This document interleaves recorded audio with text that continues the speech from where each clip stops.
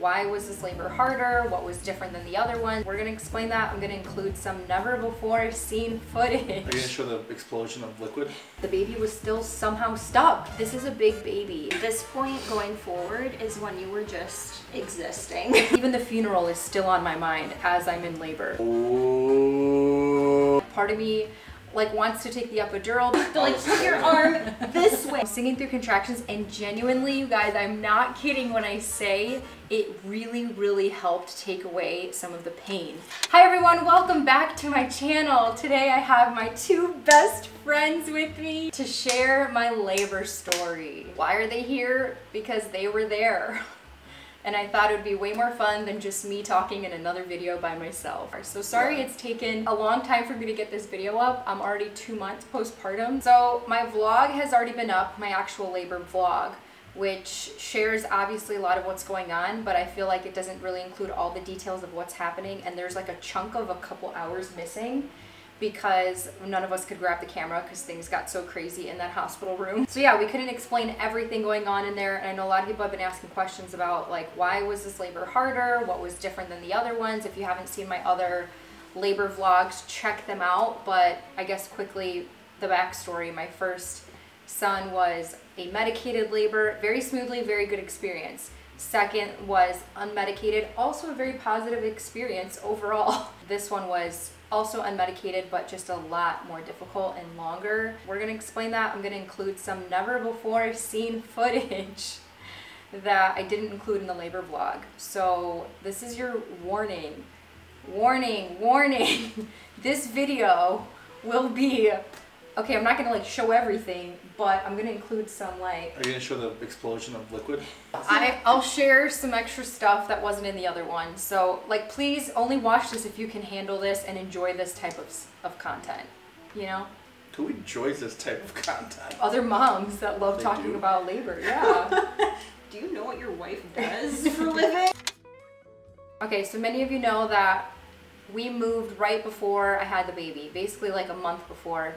So a lot of that time was spent unpacking, settling in, just a lot already happening in our personal lives. A week before I went into labor, Richie was out of town. He was with his best friend at his bachelor party in Arizona. They come back, and the next morning they find out that his best friend's mom passed away, and it was sudden, and I'm not going to go into detail, but that whole week was just really upside down, obviously, and a lot of grieving. He was spending a lot of time with their family. I think a lot of that has to do with kind of how this labor experience went, because we were just dealing with a loss and an unexpected event. So the night that I went into labor, we were at the wake, and I started to have contractions earlier that day. We go to the wake, I have my app, and we're tracking contractions the entire time, and they're progressing throughout the wake. I was literally trying to not go into labor because the funeral was the next day, and I felt really bad because I wanted Richie to go to the funeral.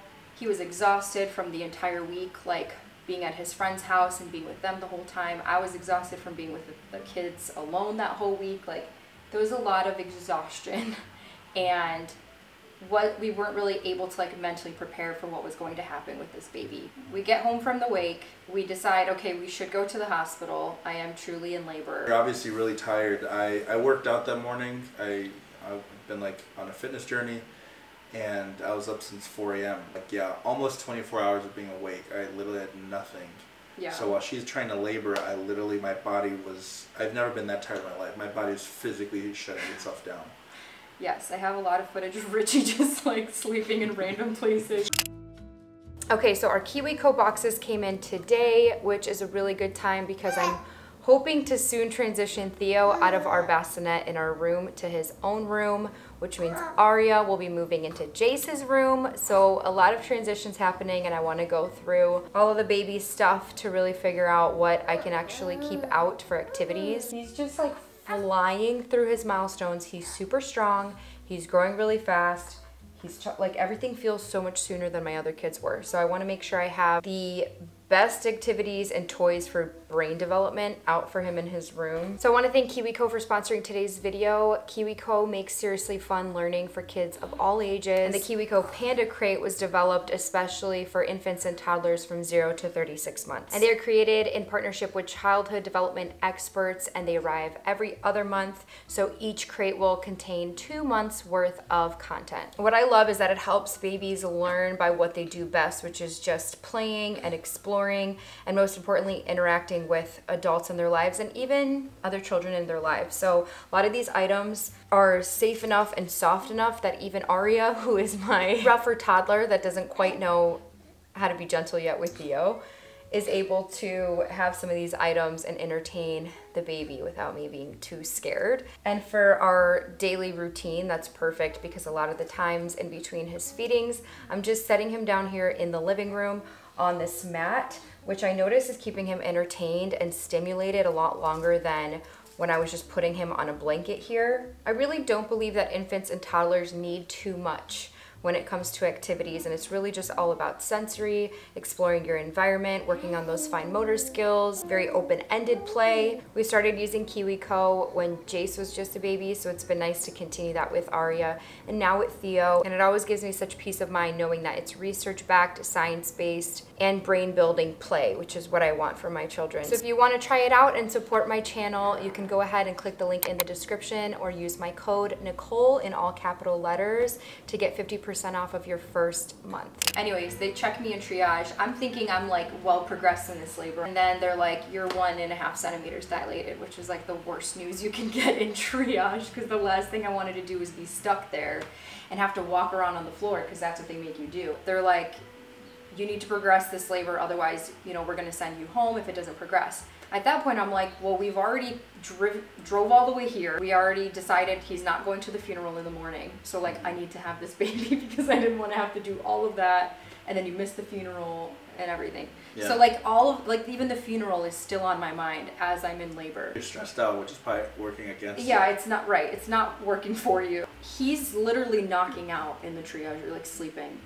And I look at him and I'm like, probably mad at me. I was kind of mad at you, I'm not gonna lie, because I didn't want to wake you up. I knew you were already going through a lot, but I'm over here having a baby, so part of me was like annoyed at you, but at the same time, I'm like, one of us should get some sleep, right? But I physically could not be awake. And he like couldn't. And then at one point, I literally started crying and had a breakdown to the nurse while you were sleeping in the room because I was so sad. I didn't tell me that. I didn't tell you. I go up to the nurse and I'm like, I'm just so exhausted and my husband is so tired. We just came from a wake, and like part of me like wants to take the epidural because then I know I'll be able to get some sleep to actually rest for like when it's time to push the baby out. But I was so conflicted because I was like, okay, but I committed to like having an unmedicated birth and I've done it before, so I really want to do it again. At this point, I'm thinking like, I need to progress this. I need to progress this labor. So I'm trying to do like some squats.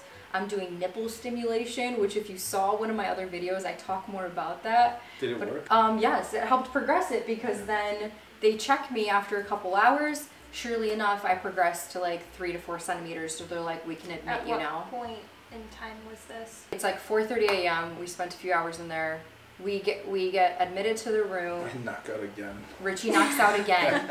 They tell me, after like kind of looking at the baby's position, that baby's head is not able to get past the right side of my pelvis. It was like lodged in your head. It was like lodged and was not getting past. So they're telling me, lay down on the bed 30 minutes on each side, like go back and forth, right? So I was laying down in the bed and then I was able to get a little bit of sleep. Like I was sleeping in between contractions and I would just do like that low moan in between, like to try to keep getting the baby downward. Do it right now. Do you think you can do it? It's just weird. It's like instinctual when you're in labor. Like I feel weird doing it now. Do it. It's just us. And the rest of the world watching. Ooh, PTSD, stop. I know, like I feel PTSD when I do it. But I still hadn't had my mucus plug come out, and my water still hadn't broken yet. So I was just trying to progress it, but I was also so exhausted. I wasn't even up for doing any of the squats, any of the thing, like I wasn't up for any of it. And Richie wasn't really being supportive at that moment because Guys, I'm sorry. He was This is the worst one. it was just so different. And I'm not. No, please don't hate on my husband. I wasn't even mad at him. I was just like, we've been through a lot. It's been a really hard few months for us. Like, so I just was like sad because I was like, man, I don't have the will to do this right now. I'm tired. And at the same time, like, I still wanted to push through. So anyways. Who do we call? So who do we call? Dea. People are asking like what kept me from taking that epidural in those moments where I was like, I should just take this epidural. For me personally, it really just came back down to like not tearing and wanting to feel and know what my body's doing, because I didn't tear before when I didn't take the epidural. No, sorry. But I did tear when I took the epidural. So for me, that made a big difference. But then also just like trying to avoid any potential back pain, which people say comes with an epidural. I'm not going to get into that whole thing. You do whatever you want to do. If you're, you know, trying to do a natural unmedicated labor, you are more aware of what's happening with your body. When you're pushing, you can feel when to push, when to stop, and all of that. So that potentially can help you not tear. That was my personal experience. Some people might have had a different experience. Versus when I did take the epidural the first time with my first son, I didn't feel anything going on waist down at all. Like, I didn't feel anything, so I did tear a little bit, and I think that's why I just wasn't in tune with my body. I like the feeling of being in tune with my body, as painful as it is. That's why I kept pushing through, and I was like, just keep going, just keep going. Once like 6 a.m. hit, I remember I went into the bathroom. Richie was like waking up from his hibernation. And I come back out, I like peed, and I was like, all right, let's do this. Like, Andrea just arrived. She came with like Chick-fil-A and coffee and like fed Richie. She ate, everybody was good. I was like, okay, let's get this thing going, because not much has happened so far. But I did like the bouncy ball a little bit. I'm trying to just get moving. And eventually I go into the shower. I think I'm gonna try laboring in the shower for a bit, because this is getting really, really, really intense. I think the hot water will help my back. So last time I did it with this hospital, they did have, and these are midwives, by the way, they had a tub in the room. I never made it to the tub. I really wanted a tub this time too, to get in the tub, because I really think it reduces the pain a lot. Everybody was having a baby that night. All the rooms were full, and we got the last room available. So we get in the shower. Andrea is showering me off. I was mostly just taking the warm water and putting it on her back and her stomach. You would like apply pressure to my back every time I was going down into a contraction. And then at one point she was like, do you think Richie's mad at me? You think he wants to be here doing this? I was like, no. I was like, trust me, he's grateful you're here doing this. Do you think Richie like wants to be in here? Because I don't have to. If he wants, I don't want to. No, he's probably really grateful for you right now. I know he's super exhausted and emotionally spent from everything that happened with him. Here it comes.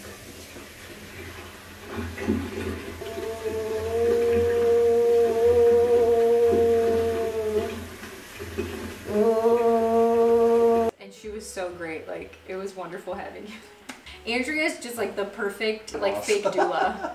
She's not a doula, but she was like a doula. So I'm in the shower. At that point, we brought in the bouncy ball, and I'm like doing hip circles. I'm still like, it's getting more intense, so it's working. But then I remembered what I read in Ina May Gaskin's book, Guide to Childbirth. Somebody mentioned singing while she was in labor. So I was like, I really want to try this out. So we have like worship music going on in the background, and I start singing along to it, and I'm trying to sing like low, like the low notes, because you always want to keep it low, like low groans, right? So I'm singing through contractions, and genuinely, you guys, I'm not kidding when I say it really, really helped take away some of the pain. And I think it's because you're like focusing on singing, so you're just focusing on something else, but also like you tend to sway when you sing. I made a whole reel on it that went viral on my Instagram. To answer some of the comments on that reel, people were like, how is it possible to be singing when you're in labor? I could have never done that. And to make it clear, she wasn't 9 centimeters dilated at this point. This was between 5 and 7 centimeters. So I was able to still talk and laugh in between contractions, which I think is huge. Like, we were laughing and talking and having fun in between contractions, which I think was really helping my labor progress along. But still, that issue was that the baby was like stuck, kind of still stuck. So we're like, okay, let's get out of the shower. I've been here long enough. I knew like I just kind of reached that next level, so I was like, let's keep doing this. So we put on music, and we just kept singing like she was singing with me. That is who you are. That is who you are. That is who you are. Seeking, Lord, I find you in the doubt, and to know you is to love you, and to know so little else. I need you. And you're like on the bed, leaning over too. That's when Richie you're was pushed on my pushing back. and She's been wanting to see a birth, you know? Yeah. So like we were just having that experience together. Richie was still there though, so like they were both kind of tag teaming, helping me. I stepped in when you really were getting there. Yeah. But Dale like did all the leg work. She was like the starting pitcher. She pitched like 8 innings, and I closed it out. Yeah. Okay, so at this point it's like 11 o'clock, and the singing really helped progress my labor. Like intense contractions were starting to come. Oh, it's on the floor a little bit. Oh, did you guys tell anybody to come? I did, yeah. Oh, press on my back. Oh. I got it. Oh, Richie, I need you to do it. Yeah.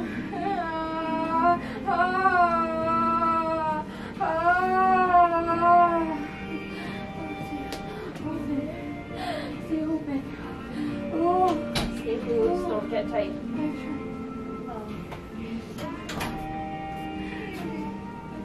You willed it to happen naturally, huh? Yeah. Good job. Get off me. Good job. And the midwives came in and they're like, okay, we're gonna check you now. I'm 8 centimeters dilated. So like all of that work really was paying off at that point, and like the pain was getting extremely intense. Wait. But I'm still 2 centimeters away, so the midwife asks, I'm laying down on the bed and she goes, do you want me to pop your water bag? We can get this thing rolling. And I like hesitated and I looked at Richie and he's like, yeah, let's do it. Let's get this going. Like, he's like, I said pop the bag. but I looked at him like scared out of my mind It had because been almost 24 hours. I know, and I was exhausted, so I'm like, yeah, let's do it so we can move on. But I also know what comes after you pop that water bag. And she goes in, she pops it, we hear the pop, I feel the gush coming out, and I just start immediately crying. Like I got so emotional because I was like, oh my God, I know what's about to happen. It's about to get so painful. Like the cushion that was there from the water is now gone, and the contractions are gonna go intense and I'm gonna have to push soon. Like there's so much anxiety and like overwhelming feeling that comes over you. I'll bring you a washcloth for your face.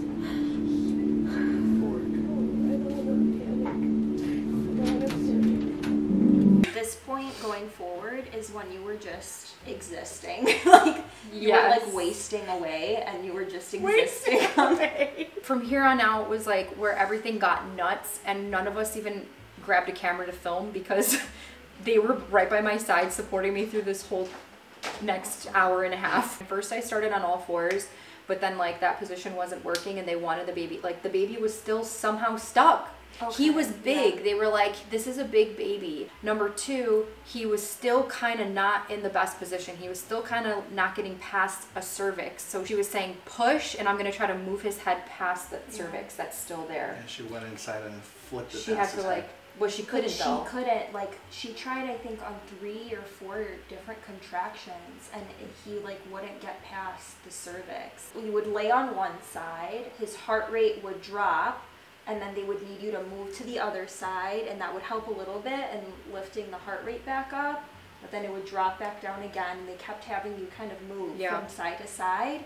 And at one point it even seemed like they were a little concerned. I kind of heard a little bit of urgency in their voice, and a few extra people came into the room. From my perspective, I was literally like, it felt like hours that I was just laying in that bed, moving from side to side. It was like an out-of-body experience. I was so tired, and like I kept pushing, but none of it was doing anything.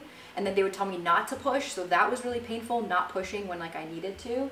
And I was just going off of instruction. Like I was hearing what the midwife was saying, and I was just trying to follow instructions. And like I was going side to side. I was like squeezing Richie's hand. Like whoever was by me, I was literally just like grabbing their hand, like trying to get through the pain. They shout so many instructions to you because they're like, bear down, push down. Like at one point I was like in this position holding my own legs up. They were telling me hold your own legs up, hunch. They're telling you, they're like put your arm this way. No, put your arm. Yeah, you kept like grabbing it this way instead. Yeah, like they're shouting all these instructions to you, but you're like in so much pain trying to do like 10 things at once. You're like playing Twister with yourself. Literally, it was so hard. And I'm thinking, why isn't this working? Like with Aria, I just pushed like 15 minutes and she was out. And I did, after my water broke with her, my water broke. They didn't break it, right? So I'm like, so I'm trying to understand why it's taking so long. I'm pushing the way they're telling me, but it's not working. Then I'm hearing them say, your heart rate's lowering. You need to stop pushing because you're holding your breath while you push, and it's lowering your heart rate. So in the next contraction, and the baby's heart rate. So my mind is thinking, oh my gosh, I don't want to lose the baby. So I'm kind of just thinking like, you need to stay alive. Like, not that it was this super dramatic thing, but like that was on my mind. So they're saying breathe through the next contraction instead of pushing through the next contraction, which is really hard to do. I didn't even know if I was progressing at all, which you said I wasn't. Nothing was happening in the first hour of me pushing for an hour. You guys wonder why my eyes were bloodshot, which I don't, maybe other people have pushed longer. But like to me that seemed like forever because I only have my other labors to compare it to. And I think they could see his head, but it was in the same position for a while because it was stuck behind the cervix. After we're pushing, I do hear you guys saying like, oh, we see the head, like we see the hair. And then I'm feeling that ring of fire and I was like, dude, this is it. Like I need to push with all my might right now because I can't do this any longer. Ring of fire. That ring of fire. I like took the biggest deep breath and like pushed. Man, I just like remember that feeling. And right when the baby's head came out, your favorite part. When his head came out, all the liquid that was stuck in there came out too. It was like it flew all over my face and everyone. At that point, there's like 5 people in the room. When there's a part where you see me go like this. Yeah, I see. Yeah. All I remember is I pushed the head 3.5 feet into the air. I pushed the baby out. Water, like whatever was in me, gushed out. That was like stuck behind his head. Crazy. And then they're like, one more push. You still need to get the body out. So I like, give my big push, and the baby comes out, and he comes out like this. He's like, his body, and I'm looking up like he's just going like this. He's like a little sloth. And he was so long. I'm like, Yeah. no wonder, dude. You're freaking huge. Like he was long. Yeah. And I'm like trying to gather him into my arms. Like I couldn't like get his wasn't body as long together. as Jace, actually, surprisingly. This relief just like overcame me, and I was like, I can't believe I just was sitting here pushing for an hour and a half. Like I couldn't believe it that it took that long. I just didn't expect it to. Then the midwife snipped the umbilical cord, And then like a second after, she's like, oh. She's like, oh my gosh, Dad, I'm so I sorry. was like, alright. Yeah, I didn't care. I was kind of like, She apologized a lot. 'cause, Yeah, she like, felt really bad. I mean, that's pretty. That's a pretty like big mistake to make. I totally would have done it. I mean, that would have been cool if you could have done it, since like, first of all, it was so good having you there. So thank you for coming. Thank you Because for like, allowing me to witness and experience. It was such a blessing. yeah, Do you want her to do it with you? Oh, maybe, yeah.